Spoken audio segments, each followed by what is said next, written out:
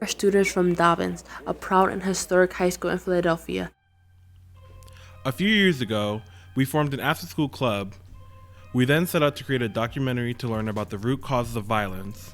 Since then, a lot has happened. We started a garden at school, produced fresh fruit, and natural cosmetics. We spoke at universities, we were featured in newspapers and websites, and an award-winning podcast on NPR. We were celebrated as Citizens of the Year by the Philadelphia Citizen, and we got a city grant for community resilience and environmental justice, as well as other awards, and in total we've raised over $30,000. But back up. How did we get here? We wanted to do something positive, but the situation right now is rough. There's way too much going on, and it's overwhelming. Violence, poverty, racism, climate change, food quality, air quality, and so, obviously, health. And that includes mental health and addiction. You can't find a job that actually pays the bills, and you can't get education or medicine without going into debt. It's all backwards. These are often seen as separate issues, but by looking deeper at the common root causes, we can focus our efforts and multiply our impact. By making a documentary, we can talk to community leaders who understand the issues, share their stories, and in the process, share our own story. As we went on, our interest turned to how does something like community farming fit into the picture, especially for city kids who never thought about it before. We decided to start with the root cause of violence because isn't it all violence as opposed to peace? Violence against individuals, violence against groups of people, and violence against nature and the planet, which is really just a form of violence against ourselves. So, where are we now? Strap in. Let's take a little ride and get some context on the situation in Philadelphia right now. And the situation right now is rough.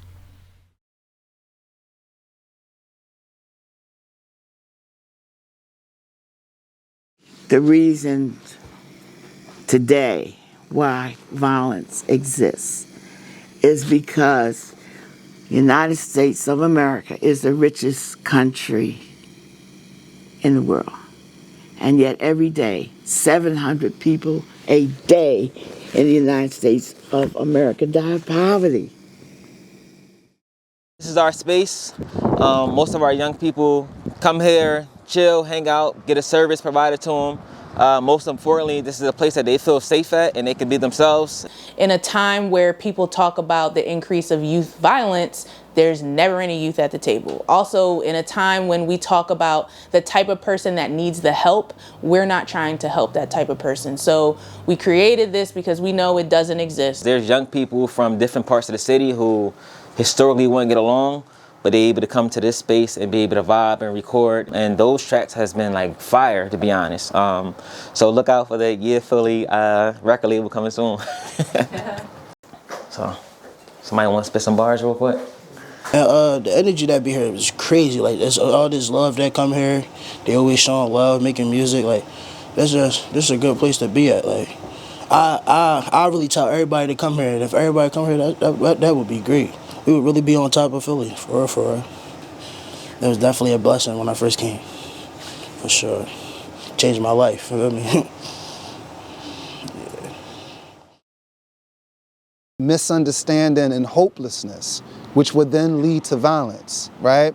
Now, on the concrete level, that was like abstract, but that's really the root of it, is rooted in misunderstanding ultimately. We call this the cube right here. In everybody's backyard, you would have a box where you can get water from it, it can grow food, you can plug in electricity from it. So basically you got energy being produced by the sun that you can plug into on your house. You also have food that you grow, and you also have water that's being collected. I myself was born and raised in this neighborhood, and coming up just like you are, I was wondering, like, how can we make a change? How can we improve conditions? And I seen that the vacant land is an opportunity to do that.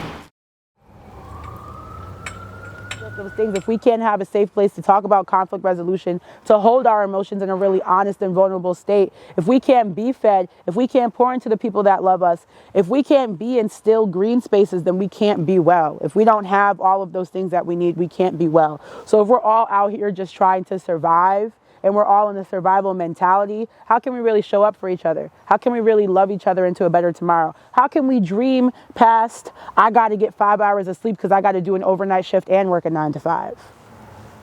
So without all of those things that the system doesn't want to see us thrive in, we can't be well. But we gonna change it because the past can't be the future, like the trash, it's the usual, the caskets, the funerals. Y'all know, where the roof was on fire, now our youth are on fire. I'd rather move than be quiet. They dropped the bomb and they ain't even caused a riot. And y'all wonder now why our youth are so violent. I'm from where old heads drop science, young boys want guidance, we gon' form the alliance. You see, I love my city, just hope my city's loving me, loving me. You see, I love my city, just hope my city's loving me, brotherly, cover me, peace.